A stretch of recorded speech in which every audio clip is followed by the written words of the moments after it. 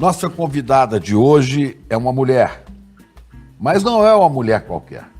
É uma das mulheres mais importantes, mais notáveis na história política deste país. Hoje ela é, pelo 6º mandato, deputada federal pelo estado do Rio de Janeiro. Benedita da Silva, mulher de muitas lutas. Nasceu no Rio de Janeiro, foi criada no Morro Chapéu Mangueira, na Zona Sul, e cresceu numa família de 15 filhos. Desde cedo trabalhou em tudo. Trabalhou em feira, vendeu limão e outras frutas na rua, foi faxineira, ainda jovem se envolveu em atividades comunitárias e começou a militar na política, um pouco influenciada pela teologia da libertação, nas pastorais sociais da Igreja Católica. Foi no movimento das comunidades eclesiais de base que Benedita encontrou um espaço para discutir os problemas de sua comunidade, das favelas, dos direitos dos mais pobres, da questão dos negros. Aí estava articulada sua fé com a justiça social. Isso foi fundamental na formação do seu pensamento político e a descoberta da sua liderança.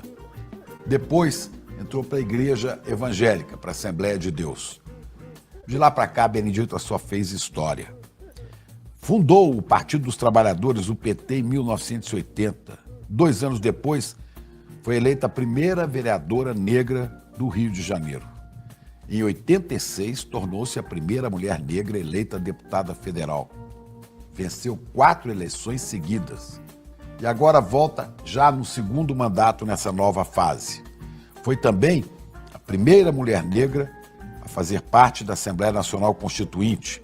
Benedita contribuiu para a aprovação de dispositivos que fortaleceram os direitos sociais, como o direito universal à saúde, que depois se consolidou no SUS, o direito das mulheres, o combate ao racismo, o direito à educação, à moradia, à cidadania.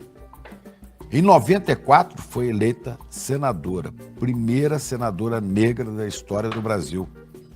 E trabalhou para regulamentar os direitos dos trabalhadores domésticos, um projeto que garantiu seguro-desemprego e fundo de garantia para essa categoria. Em 98, foi eleita vice-governadora do Rio de Janeiro. Com a saída do governador para disputar a presidência, Antony Garotinho, Benedita, então, se tornou a primeira mulher negra a governar um estado no Brasil. Foi ministra da Assistência e Promoção Social do governo Lula, no seu primeiro mandato. Foi deputada estadual, deputada federal. Nunca deixou de enfatizar a importância da sua origem para a sua luta política. Benedita é referência no feminismo negro e, para ela, a política deve ser instrumento de transformação coletiva e não privilégio de poucos. Benedita da Silva, que eu poderia chamar aqui de ministra, deputada, senadora, mas que carinhosamente nós chamamos de Bené. E é assim que a gente vai conversar com ela.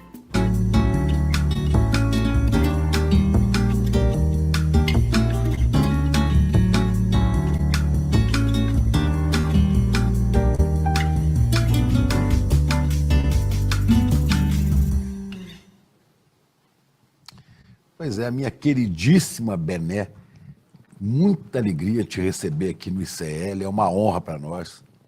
Você é uma das damas mais importantes da história desse país. Eu aqui agradeço de poder estar aqui nesse famoso programa que a gente curte, né, até por suas posições como jornalista. Nós temos muito orgulho de ter um jornalista e, mais ainda, de ser entrevistada por um jornalista importante. Que isso, não é bem assim não, mas não tem muita importância. Mas tem, sim. Bené, você tem uma trajetória que eu contei aqui agora há pouco, né, raríssima. Como é que pode, né, uma menina negra, favelada, pobre, né, numa família que tinha 15 filhos, né? Eu fico pensando, como é que pode chegar onde já chegou e com muito mais lugar para ir, porque você está ativa aos 83 anos, você está firme, forte. Eu vi, a gente conversava antes aqui, a vitalidade da Benedita é uma coisa invejável, sabe? Invejável. Olha, Chico, eu agradeço, primeiro eu agradeço a Deus, né, porque tem me livrado de cada uma, desde o berço até agora. Ele tem me guardado, me dado força, energia, compreensão, porque a vida não é fácil, né? Aparentemente, você pode olhar para uma pessoa e achar que aquela pessoa está numa boa, e às vezes ela está numa batalha, está numa guerra tremenda, né? E aí, graças a Deus, eu sempre fui dessa forma.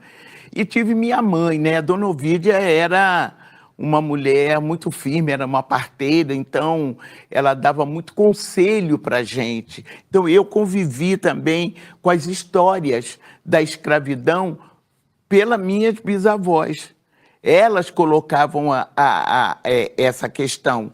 E aí eu conheci essa questão da escravidão, dos maltratos por ela. Então, eu acredito que eu fui assim uma privilegiada e eu aproveitei aquela bagagem dada, sabe? Porque dos 15 filhos de minha mãe, eu fui a única que fiz universidade, mas já fiz com 40 anos de idade. Então, mas sempre ali muito interessada nas coisas que fazia, bisbilhoteira também, quando minha mãe ia fazer os partos, olhar pelos buraquinhos ali para ver como é que era. Então, eu acho que isso, né, a gente vai criando energia. Carreguei muita lata d'água na cabeça, né, a bacia para lavar roupa longe, não tinha água, né? Trabalhei de faxineira. Olha, eu fui camelô, eu fiz carreto na feira, e é uma coisa que eu disputava com os meninos, né? Porque as madames achavam que os meninos tinham mais força e só queriam para o menino. Eu não. Eu confiava no meu tamanho, então eu falava assim, não, eu sou grande, eu não dizia que eu era forte, eu dizia, não, eu sou grande, eu vou levar para poder levar no carrinho. Eu tinha esse carrinho de rolimã, né? A gente tinha carrinho, consertava lá o carrinho, fui trabalhadora doméstica, né? E num tempo difícil, né, de trabalhadora doméstica, né? Então eu penso que eu aprendi primeiro na universidade da vida, sabe? Sabe que tem claro que você sabe quem é, né? Tem uma pessoa na política brasileira que tem uma história com muitas coisas parecidas com a sua, né? Que é o Luiz Inácio Lula da Silva, que falou comigo, falou assim, Chico, só de eu ter nascido onde nasci e ter passado dos 5 anos de idade já é um milagre, né? E agora eu vou longe, ninguém me segura. E como o Lula, você também tem 2 datas de nascimento, né? Conta essa história. Seu aniversário é dia 11 de março? Falando em Lula, eu me lembro que ele, para me convencer, eu ser a vice do Garotinho, e eu estava senadora. Estava 4 anos, né? Tinha mais 4. Ele contou essa história, quer dizer, a história dele. E ele me falou assim, a minha história é igual à sua. Se você não me ajudar, quem é que vai? Aí não tive como. Eu deixei lá o Senado, porque o Brizola falou, não, só apoia o Lula se o PT colocar a Benedita de vice. Olha, não é, ele escolheu, ele me escolheu. Porque ele também gostava muito de mim, né? Era o garotinho, né? Era o garotinho candidato do Brizola, né? É candidato do Brizola. Aí o Brizola falou, como se não bastasse, ele falou, não, mas eu não quero todos os petistas, não. Eu quero a Benedita. Aí eu falei, ai. E o pessoal muito furioso, você não vai largar, você é a primeira mulher negra, senadora. Aí eu disse, gente, mas entre o Senado e o Lula ganhar uma presidência do Brasil, porque o Brizola foi a única pessoa que eu vi que realmente transferiu literalmente os votos dele para o Lula. Eu nunca tinha visto uma coisa dessa, mas literalmente, porque ele era um líder, né? E um líder sabe como é que Foi é. um grande governador, né, Vitor? Grande governador, né? A gente tinha referência boa com ele, até quando alguém falava, né, do Brizola, nós da favela ficávamos furiosos quando falava que o Brizola não, o Brizola deixa a segurança de qualquer maneira, deixa a segurança solta. Não era verdade. No governo do Brizola foi que nós tivemos um pouco de calma. Porque você imagine uma pessoa pobre, eu, paupérrima da vida, né, chegar uma polícia na sua casa e você ter uma latinha com arroz, outra latinha com feijão, outra latinha com açúcar, e pegar tudo isso e despejando no meio do chão batido para procurar maconha no fundo da lata. O que você acha? A Brizola acabou com isso. Brizola acabou com isso.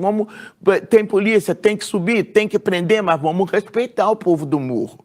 Ele fez essa coisa bacana. E outra coisa que nós reivindicávamos era escola integral, e o CIEPS, criado pelo Darcy, e a outra coisa que nós queríamos era titulação da nossas terras, né? O título de propriedade da nossa casa, do nosso barraco. Nós sofremos muito no ano de 64, quando eles foram derrubando os barracos de qualquer maneira, não foi uma coisa fácil. Então, eu tenho essa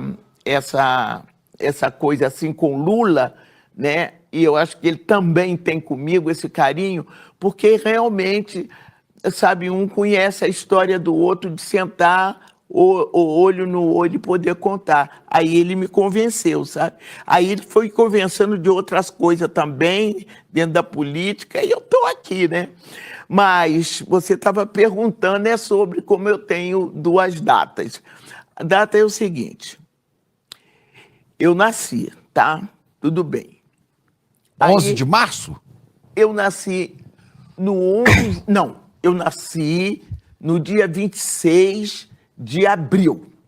Então lá, meu registro, até hoje, está lá, tudo direitinho, 26 de abril. Aí chegou uma certa pessoa e disse para mim assim, você sabia que eu sou seu pai? Aí eu... Não era o seu pai que vivia com Não você. era o José. Aí chegou, era o João. Aí eu levei aquele susto, criança, né? Aí eu levei aquele susto. Eu, hein? E você não nasceu no dia 26 de abril. Você nasceu no dia 11 de março. Só que minha mãe não tinha dinheiro, Dona o Ovídia. José também não tinha, a dona Ovídia, então deixou para me registrar no 26 de abril. Por isso que eu tenho duas datas. Porque eu tive dois pais, duas datas. Mas o José não sabia do João, que era seu pai biológico. Não. Ela achava que ele era o seu pai. O João era amigo, porque o que aconteceu? O meu pai, né? Meu pai biológico, foi quem recebeu a minha mãe quando ela saiu da fazenda dos Junqueiras, em Minas Gerais, que ela trabalhava lá... Sul de Minas. Com o meu pai. Mas, naquela época, ela não via dinheiro. Ela via a comida que ela pegava, e aí ela estava sempre devendo. E o meu pai, o José, foi trabalhar na ferrovia e desapareceu. Aí disseram que era no Rio. A minha mãe juntou aquela filharada dela toda e foi parar na Praia do Pinto. Ela já tinha filhos, já era casada com o José. Casada com o José. Então veio atrás do José no Rio. José era o segundo casamento dela, porque ela casou muito cedo, sabe?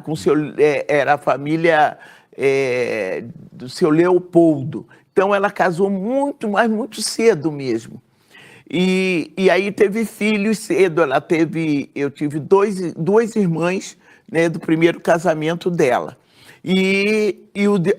Os demais foram do José.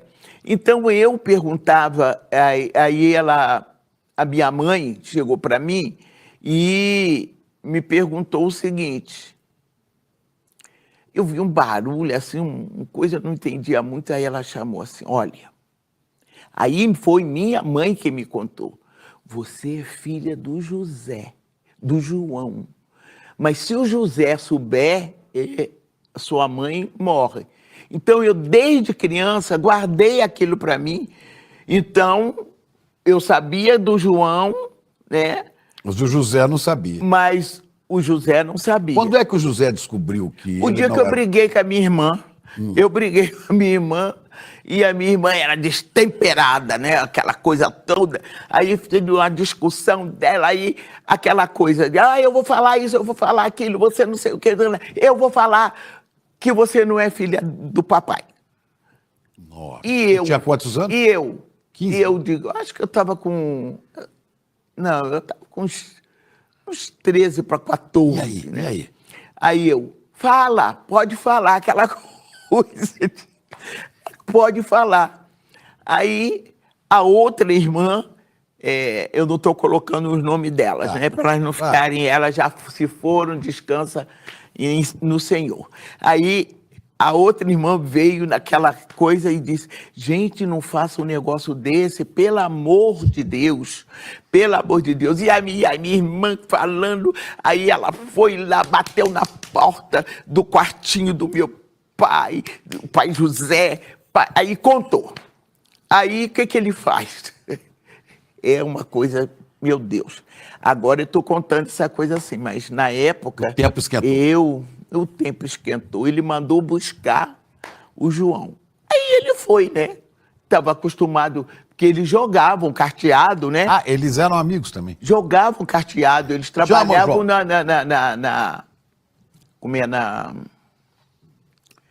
Eles eram garagistas, lavavam o carro nas garagens, tudo. Chama o João. Aí chama o João. Aí quando o João chegou, foi uma confusão. E aí... Saíram no tapa e tudo? Não, porque ninguém deixou, né?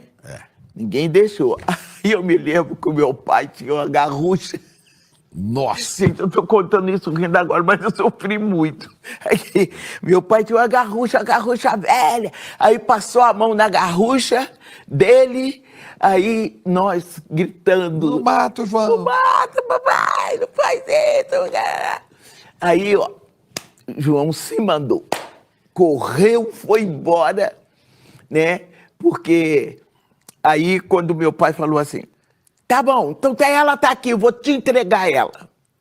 Aí, quando ele falou isso, eu fiquei louca, né? Porque eu sabia, mas eu queria ficar com o José, eu não queria Porque ficar com o era seu pai João. querido, José, né? Aí eu comecei a chorar. Aí ele falou, vambora, o João, vambora. Aí o José fez assim, ó, parece uma história de filme. Aí o José, me dá ela aqui, que ela é minha, eu criei, e você não vai levar ela, não. Pronto. Essa é a minha história. E depois disso você encontrou o João? Depois passou? Toda a minha vida. E o José falava com ele? Toda a minha vida eu cuidei dos dois. Mas os dois depois se reataram amizade? Não. E a sua mãe? Era viva? A minha mãe? Não, minha mãe tinha falecido. A sua mãe faleceu muito jovem, né? A minha mãe tinha falecido. E é interessante que o meu pai José, depois faleceu. E aí eu fiquei com um pai só. E ele trabalhava lá de lavar carro no posto de gasolina, aí eu ia lá. E ele tinha uma úlcera varicose. Então, quando eu fui eleita vereadora, eu ganhava salário, né? O meu trabalho, eu vendia pastel, eu fiz muita coisa, sabe? Para aguentar e ir à lida. Você sabe, Chico, quando eu fui eleita em 82, vereadora, aí eu fui lá na bomba de gasolina, João, e falei assim, quanto é que o senhor ganha? Quanto que o senhor tira aqui lavando esses carros, tudo? Aí ele disse assim, eu ganho uma mixaria aí, às vezes dá para um salário, ganho umas gorjetas, mas dá para mim viver, né? Com a minha aposentadoria, eu junto aquela aposentadoria, Sim. gente, imagina. Aí eu falei, olha, eu não sei como vai ser a minha vida, mas eu vim aqui para te dizer que eu vou tirar você daí. Eu vou te dar o salário, para você não ter que vir trabalhar aqui, sair de madrugada. Aí comprei uma casa, comprei um barraco no morro, né? Em Belfor Roxo, para ele, areia branca. Aí fiquei cuidando dele, até ele Maravilha. falecer. Ele faleceu com 107 anos. Nossa, e o José foi antes, né? José foi antes. Que história. Bené, que história. São muitas histórias, a gente conversava aqui antes do programa, né? A sua mãe lavava a roupa e passava as camisas do Juscelino Kubitschek. Isso. E você levava a roupa Levava a lavada roupa e passava para o E entregava. apartamento dele. Era onde? Lá em Copacabana, né? Não, era no Leme. No Leme? Na Gustavo Sampaio. Aí minha mãe passava, eram as camisas engomadas, né? Naquela época, né? Camisa de linho. Aí minha mãe era a mais conhecida lavadeira da comunidade. Aí você, menina, levava. Aí eu levava para entregar. Devia chegar lá e falar, olha, quem tá aí?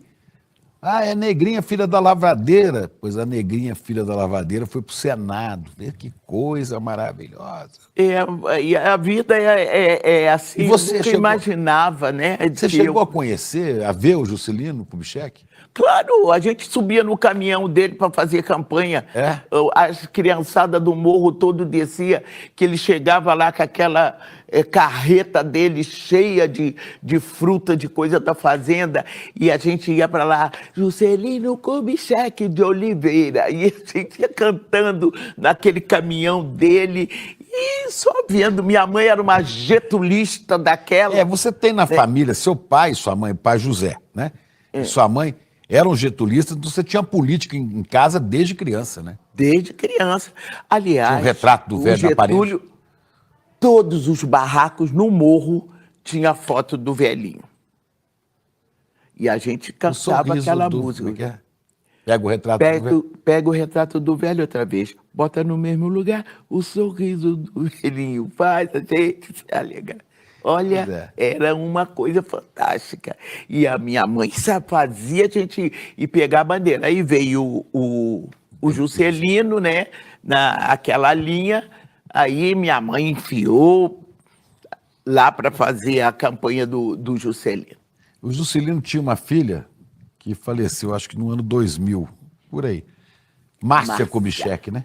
Agora vejam que coisa. A Márcia, mais ou menos da sua idade. Você, menina, levando a roupa do pai dela, lavada e passada, e você a via lá, né? Via. Depois você não viu mais a Márcia. Vocês foram se reencontrar onde? Olha, passados uns anos, né, eu fui eleita deputada federal na Constituinte. E quando eu cheguei lá, a Márcia estava lá. E eu peguei e falei, Márcia Kubitschek, você lembra de mim? Aí, claro, ela não se lembrava, né? Aí eu disse, mas eu me lembro de você. Aí comecei a contar a história dela, da boneca, que foi sorteada Qual é lá. a história e que da eu boneca? ganhei. Conta aí. É que deram uns brinquedos lá para a Igreja Nossa Senhora do Rosário, Pra favela. para ser distribuído, a igreja para distribuir para as crianças pobres. era brinquedo da Márcia e outras coisas mais. Aí deu para a igreja. Como tinha uma boneca só, aí os padres falaram, não, nós não vamos, essa aqui vai ser sorteada. E aí eu fui sorteada e ganhei a tal da boneca. E as outras crianças... É a boneca que tinha uma cama, você falou, né? Tinha uma caminha e a gente fazia assim, botava o dedinho e ela balançava para lá e para cá. Foi isso aí que eu cheguei para perguntar para ela. Falei, você não sabe, mas eu ganhei a sua boneca. Você lembra da sua boneca que você tinha? Aquela boneca que balançava, que nem lembrava com 1000 brinquedos que ela tinha, né? Nem lembrava. Mas aí eu fiz lembrar, né? E aí fiquei olhando naquele momento, né? Como é a vida. Né? Eu jamais imaginei, viu? Jamais que eu ia encontrar com a filha do Juscelino. E as duas né? como deputadas As federais. duas né? como deputada na A Constituinte. filha do presidente e a filha da lavadeira. E as duas fazendo a maravilhosa Constituição de 88. Pois é. Olha, me emociona muito. E ali eu também me emociono quando eu digo isso, porque trouxe a lembrança de minha mãe naquele momento, sabe? Eu queria muito que minha mãe tivesse me visto ali Nossa. naquele momento, mas eu queria muito, ela mereceria, sabe? Saber que a filha dela estava ali firme pelos primeiros ensinamentos que ela me deu, né? Ela me deu esse ensinamento de honestidade, de solidariedade. Ela era uma parteira que quando as pessoas diziam assim, Dona Ovídia, eu estou grávida e eu vou ter neném. Aí ela só perguntava assim, quando é que você vai ter? Ela ia lá, já comprava o franguinho e já ficava criando no quintal aquele franguinho para o dia do parto. Para levar para fazer a comidinha da gestante. Então, esses valores assim são coisas que a gente não esquece, sabe? E eu não me esqueço, sabe, Chico? Isso é uma coisa que eu não me esqueço, porque, graças a Deus, Deus não me deixa esquecer de onde eu vim. Pois é, e você carrega isso. Gozado que você fala de onde veio, né? E isso vai definir as suas posições políticas, assim como o presidente Lula não esquece de onde veio, assim como Brizola, porque Brizola teve uma época que ele era engraxate, porque o pai tinha sido assassinado, né? E ele trabalhava engraxando sapato de gente no hotel. E todos tiveram essa origem e não se esquecem dela e lutam pelos que estão lutando hoje para sobreviver, né? Senão não teria razão, entende?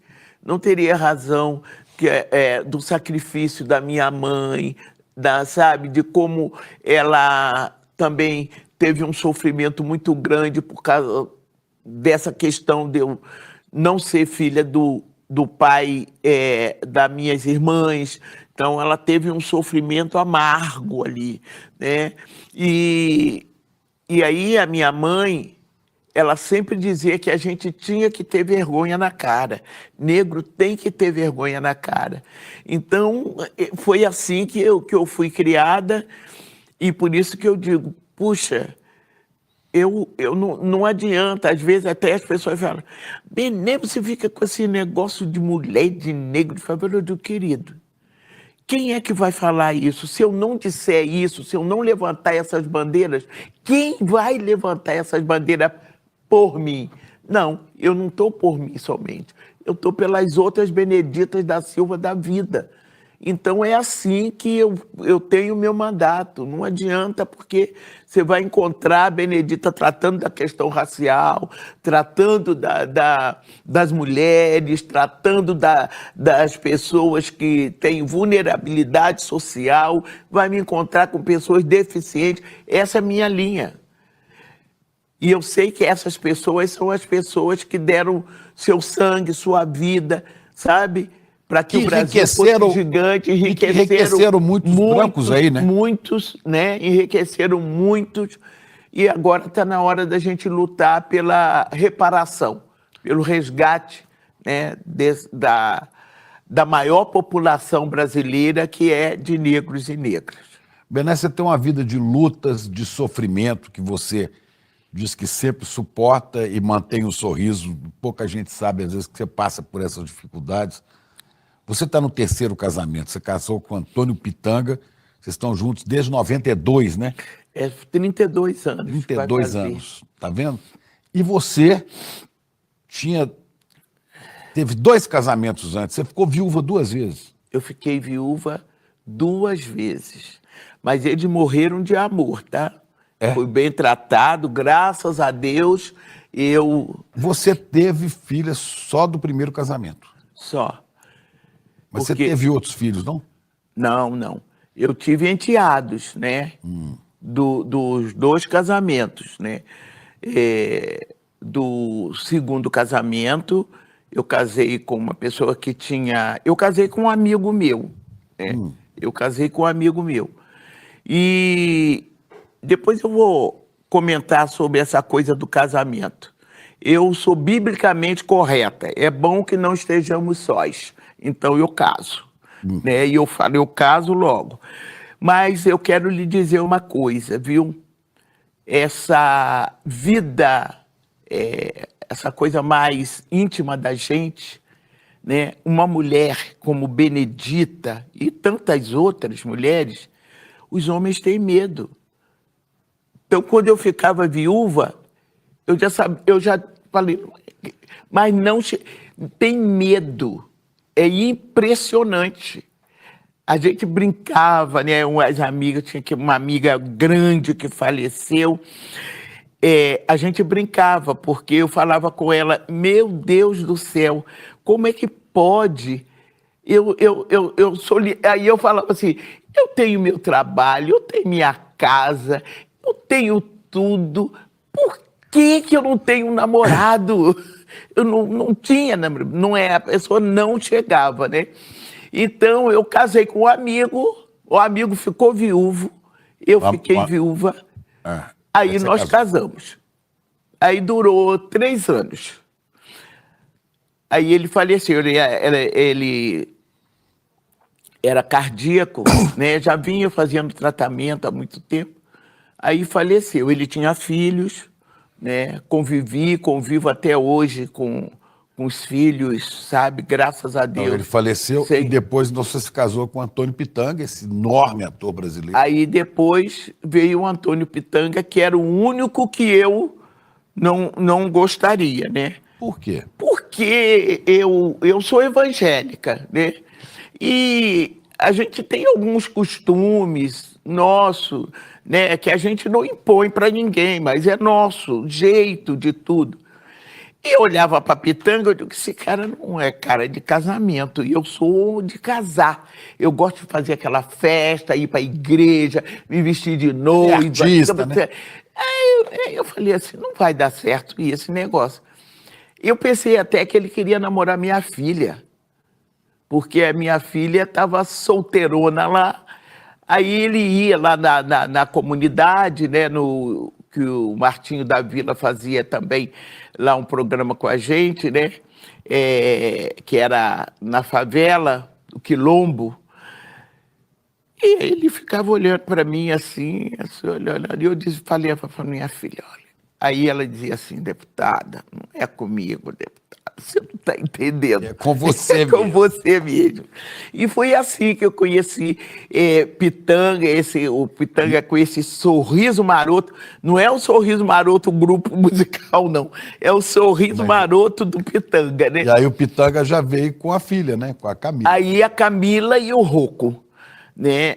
Aí Camila e Rocco aí já eram menores do que o do segundo casamento, que já estavam todos praticamente crescidos, né? E aí eu perguntei para ele se ele queria casar comigo, porque se ele não fosse casar comigo, não gostaria de namorar ele, não. Foi assim mesmo. Aí ele falou que queria. Falou que ia casar. Pois é, ele tem 32 anos, vai fazer 32 anos. 32 Benedita, anos. E o Lula? Onde é que você conheceu o Lula? Como é que você fundou o PT? Fala um pouquinho rápido disso, que eu estou preocupado com o tempo do nosso programa. Olha só, Você conheceu o Lula? Eu conheci Lula em São Paulo. Em São Paulo, no... Como é? Sindicato? No sindicato. Tinha um pessoal que trabalhava com a gente da comunidade, né? Que naquele tempo só tinha o MDB E a Arena. e a Arena. Aí nós votávamos no MDB e tudo mais. Aí apareceu essa discussão do Lula, que estava pensando, discutindo com algumas pessoas para criar o PT. Aí... Você era ligado a algum sindicato no Rio de Janeiro? Não. Não, você não era. Mas disseram que era interessante, porque tinha os segmentos sociais, estava liderança, né? Aí foram lá e me chamaram. Aí o Betinho, deixa eu te contar, Betinho... O sociólogo falou, Herbert Souza. Aí o Betinho falava, vocês têm que ficar com o Brizola, vocês não têm que inventar nada de partido. O Brizola, a gente está devendo o Brizola, mas eu dizia para ele, mas eu sei, Betinho, mas é um trabalhador que vai criar um partido, eu vou lá. Aí eu fui. Fui para São Paulo, aí vi aquela reunião, fiquei meio assim, né? Vi depois, numa outra reunião, aí tinha uma lista lá para entrar, né? No PT, aí eu assinei aquela lista e era um compromisso. De fundação. De fundação e de arranjar gente para que nas eleições nós pudéssemos concorrer às eleições. Aí foi quando em 82, foi quando eu concorri à vereança, o Lula concorreu a governador, né? São Paulo também era a primeira vez que nós todos estávamos concorrendo, o Partido Novo, e aí nós não tivemos, assim, aquela... Porque ninguém acreditava que a gente fosse ficar o gigante que somos, né? O maior partido de esquerda da América Latina é o PT. Então, nós conseguimos ali com o Lula, e o Lula conversava, cada vez que o Lula falava, eu me envolvia. Cada vez que o Lula falava, eu ficava encantada. E uma coisa muito íntima, sabe? Eu queria que aquela pessoa fizesse o que eu não tinha, eu não alcançaria, eu achava que eu não teria a condição, nem a competência. Então, o Lula, eu via o Lula falando, eu dizia assim, mas que homem, meu Deus, preparado, tudo mais, e fui me encantando com aquilo, fui me envolvendo. Aí eu tinha também o trabalho das pastorais, né? Aí tinha, primeiro foi Frei Beto, depois foi Leonardo Boff, então eu já fazia, e tinha um pessoal evangélico, que a gente tinha um grupo evangélicos de esquerda, que a gente era clandestino, né? Porque as igrejas sempre foram muito severas, muito contra. Eu sofri, né? A igreja não votou em mim em 82. A igreja evangélica. Não, de jeito nenhum. De jeito nenhum. E depois, quando eu ganhei, o meu pastor ligou para mim e disse assim, como pôde? Eu digo, pois é, porque ninguém votou, né, pastor? Como pôde? Mas estava eleita ali. Foi coisa de Deus, pastor, só precisa ter mais fé. Mas é dessa forma que eu conheci o Lula. Aí a gente começou a conversar, eu tive lá, ele fazia uma sopa, Marisa, né? E a Marisa também começou... A Marisa gostava muito de mim também, e foi assim que a coisa começou. Começou. Você tinha conseguido outra façanha antes disso, que foi entrar para a universidade e se formar, né? Porque você fez o colegial. Eu fui para... Aí eu estava ganhando como vereador, eu tinha que aproveitar. Como minha filha já tinha passado, ela queria ser odontóloga. E na época que a minha filha fez a prova, o vestibular, ela passou e as duas, sabe? Eu nem gosto de me lembrar isso, apesar de ter superado. Mas as duas ficavam olhando para o jornal, sabe? E eu tinha certeza que ela não tinha nem o dinheiro da passagem para ir para o UERJ. E nem tinha roupa para ela ir. E as duas olhando ali. As duas olhando pro jornal.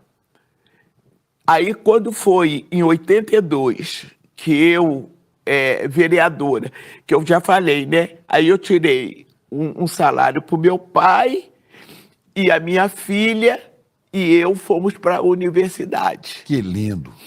Ela estava barriguda já estava casada, barriguda. Eu fiz estudos sociais e fiz serviço social.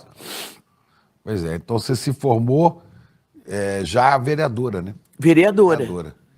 Bom, aí tem saltos, que você foi ser deputada federal, depois senadora, depois foi ministra do governo Lula. Primeiro governo do Lula. Ficou.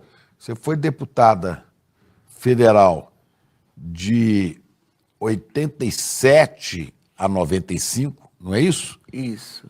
Agora você é deputada federal de novo desde 2011. É o sexto mandato de deputada. Senadora você teve uma vez. Né? E os outros já foram... E foi governadora. Não, eu fui vereadora.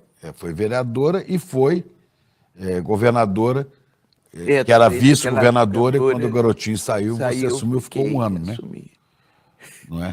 Quais são as lutas políticas que você teve, que você se lembra e fala que bom, consegui isso? Claro, a luta das mulheres negras. Mas tem uma que me marca a minha vida, é a luta pela trabalhadora doméstica. Isso foi a minha vida inteira, né? A gente trabalhava já com a pastoral das trabalhadoras domésticas, tentando vir. Chamava na época as empregadas, né? Empregadas domésticas. Aí as empregadas domésticas da época, né? Aí nós fazíamos um trabalho e era a Igreja Católica quem fazia esse trabalho, e eu fazia trabalho com elas. Aí eu era ecumênica nessas horas, sabe? Para poder levar e aproveitar o saber de todas as religiões ali com relação, né, à nossa luta, porque na Constituinte, por exemplo, não tinha uma pessoa que se declarasse ali ser de matriz africana para defender. Não tinha uma pessoa ali, pelo menos na comissão em que eu tratava desses assuntos, não tinha nenhuma pessoa para tratar a questão da orientação sexual. Então, essas bandeiras eu peguei, Chico, porque não teria sentido eu ser uma deputada, sabe, saído da favela, conviver com todas essas coisas, saber quanto essas pessoas sofriam por ter um pensamento diferente, ter uma orientação sexual diferente, ter uma religião diferente. Então, eu tinha o dever, e eu vi minha mãe também sofrendo muito com isso. Então, eu tinha o dever de defender isso, como evangélica. Nunca deixei de ser evangélica, né? Mas eu respeitei aquele momento, porque na hora que eu pedi voto, você vê minha entrevista, todas elas eu digo isso. Eu não pergunto qual é a religião, qual é a orientação sexual, qual é a raça, eu não pergunto isso. Eu apresento uma proposta e as pessoas votam naquele compromisso, naquela proposta. Você conseguiu apresentar e emplacar a proposta de regulamentar a profissão dos trabalhadores domésticos, né? Trabalhadoras e trabalhadores.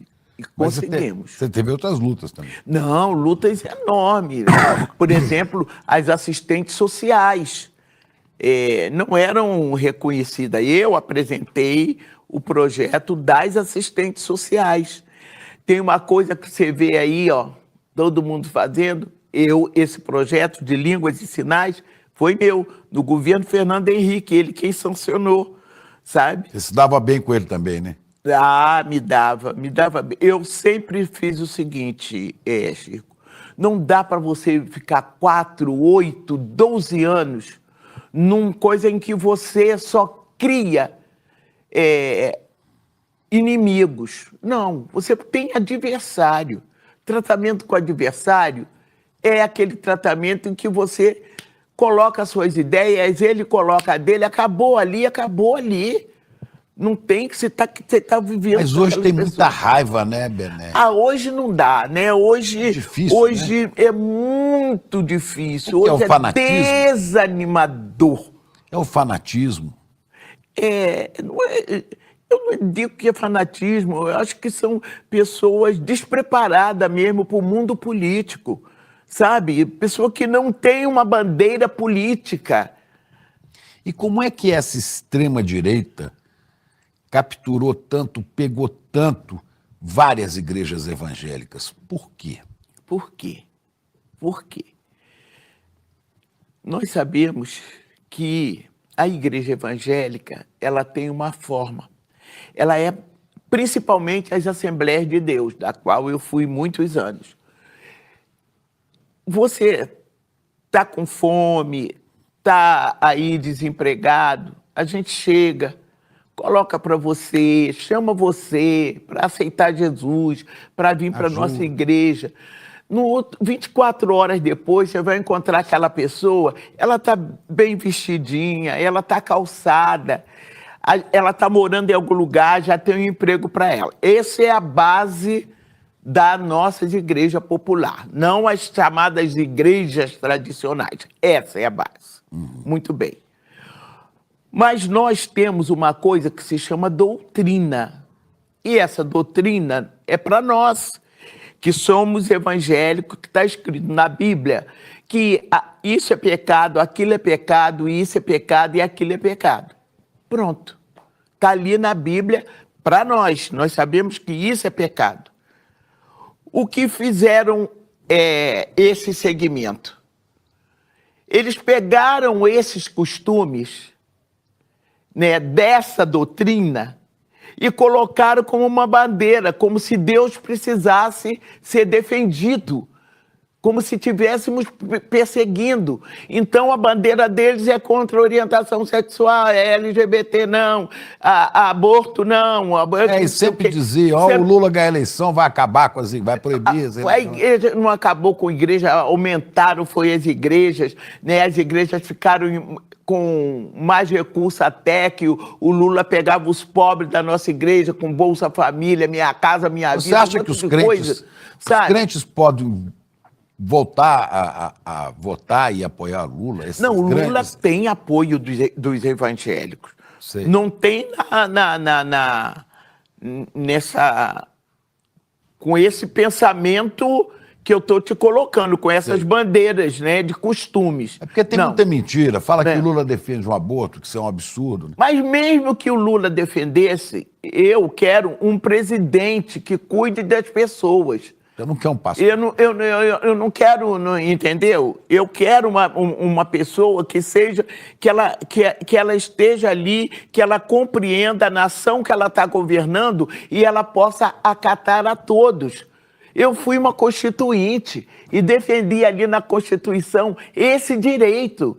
Então, eu não posso fazer uma coisa diferente quando eu chegar lá. Então, o que acontece? As pessoas ficam convencidas de que é preciso defender contra essas questões e contra essas questões sensibiliza demais a nossa E aí a questão da justiça social, da distribuição de renda, isso fica em segundo plano para essas pessoas, né? Exatamente isso. Benedito, não é fácil. Não é fácil. Deputada, isso não é fácil.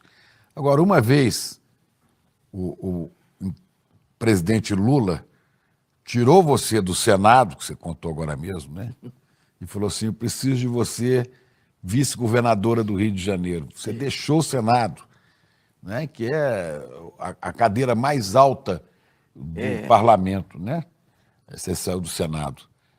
E agora você é deputada federal.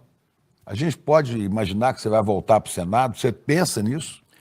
Mas eu penso não. Porque tem eleição ano que vem. Eu né? estou pensando nisso, já estou lutando por isso. para que o meu partido me indique candidata ao Senado. Porque eu quero, né, concluir essa minha trajetória parlamentar no Senado. Mas não é só isso, é porque nós precisamos de ter um Senado forte, porque o cenário político, ele é assustador. A estratégia que a direita está montando, porque não é só direita, Extrema-direita, né? é extrema-direita, porque com a direita a gente dialogou muito tempo, Delfim Neto, você conversava com esse povo todo. Poxa, a gente discutia com ele. Mas hoje é uma coisa perversa, né? É uma coisa assim, não importa, vamos fazer tudo para esse governo não dar certo. É só isso. Não precisa falar outra coisa. Já fizeram plano até para matar o presidente, o vice-presidente e o ministro do Supremo. O que aconteceu no 8 de janeiro de 2023 foi um Você estava onde? Você estava absurdo. no Rio de Janeiro ou estava em Brasília no dia 8 de janeiro? No dia 8 de janeiro eu estava no Rio, porque nós entramos em recesso. Era um domingo. É, Você lembra de você ter visto isso na televisão? eu lembro, O que foi você uma achou? coisa Falou, horrível. vamos acabar com tudo agora. Eu falei, gente, eu ficava assim na frente da televisão, eu não acredito no que eu estou vendo, eu não acredito. Mas isso era uma coisa que eles já estavam armando na frente da Câmara e ninguém reclamou, na frente dos quartéis, chamando os militares para intervir. Eles pensavam que iriam ganhar. Como foi o Lula quem ganhou, então eles quiseram, como fala, ganhar no tapetão, dando um golpe. Ganhar no golpe, né? Ganhar no golpe, né? Uma eleição da qual eles não foram eleitos. E quando você voltou para tomar posse em Brasília depois disso, como deputado federal?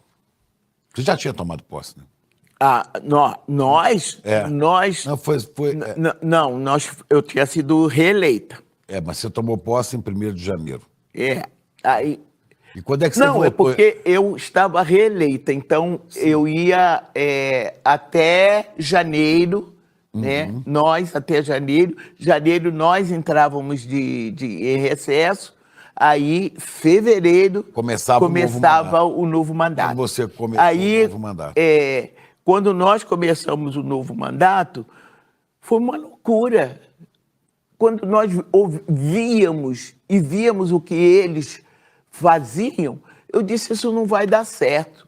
Como não está dando certo, não está importando, eles não querem saber, a extrema-direita não quer saber que o Brasil está bem ou se o Brasil está mal. Fizeram Mas está o mundo inteiro. O mundo inteiro, mas espera aí.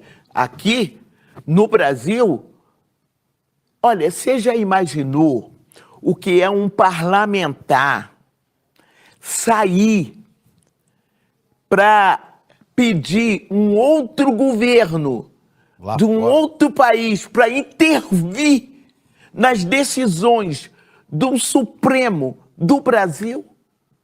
Parece loucura, né? Mas é verdade. Mas é verdade. É um filme de horror. Deputada, mas eu penso assim, a gente está vendo no mundo inteiro, os Estados Unidos com Donald Trump, um cara de extrema-direita, é meio amalucado, né? A extrema-direita crescendo na Alemanha, crescendo na França, crescendo na Itália, Portugal, né? Na Hungria já domina tudo. Você acredita no futuro do Brasil, no meio dessa confusão toda? Que Brasil que você acredita que a gente vai ter?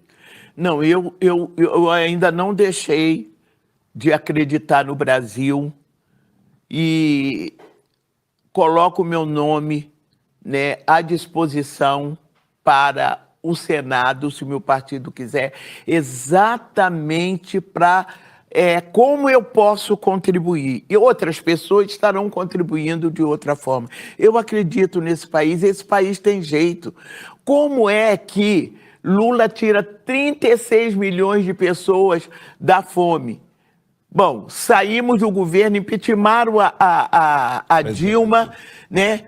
armaram todas essas coisas, né? Nós não, mas votaram no inominável, aí o Brasil se tornou isso, voltou a fome, voltou o desemprego, nós tivemos a pandemia, foram 2 anos terríveis para a gente, o governo não estava nem aí. Então, como é que você pode ter esperança num governo dessa natureza? Agora, com o governo atual, eu tenho esperança. Eu tenho esperança que o Brasil pode. Já tirou do mapa da fome, já não está mais no mapa da fome. Temos o maior índice de carteiras assinadas de emprego. Retomou a relação internacional do Brasil. Brasil respeitado.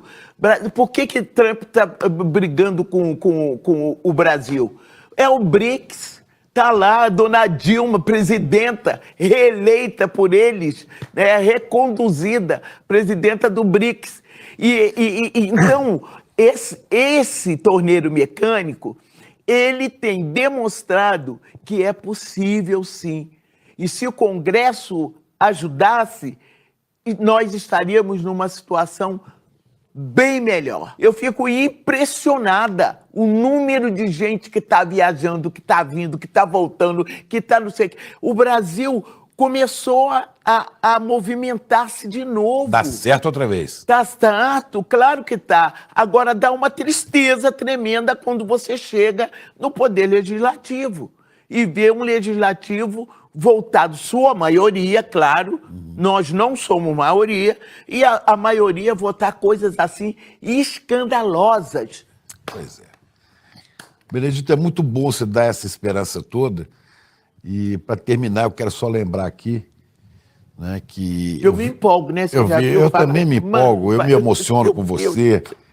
Né? Eu vi aqui uma foto sua, na galeria da ONU em Nova York, uma foto sua foi em 2017, que, né, num movimento mundial de defesa dos negros e contra o racismo, né, eles colocaram as personalidades mais importantes do mundo, né, na galeria da ONU, no museu da ONU.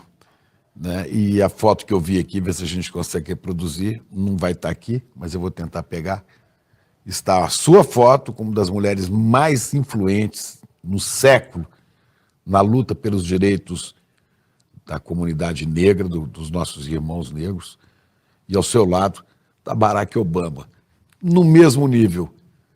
A filha do Juscelino ia gostar muito de ver isso. Pena que ela nos deixou. E o presidente JK também. Iria gostar. Bené, obrigado demais. Ó. Meu Deus, coisa que isso? Eu não posso me abaixar como não você, abaixa, tá? não abaixa. Eu tenho o joelho operado. É muito bom ter você aqui. Tchau.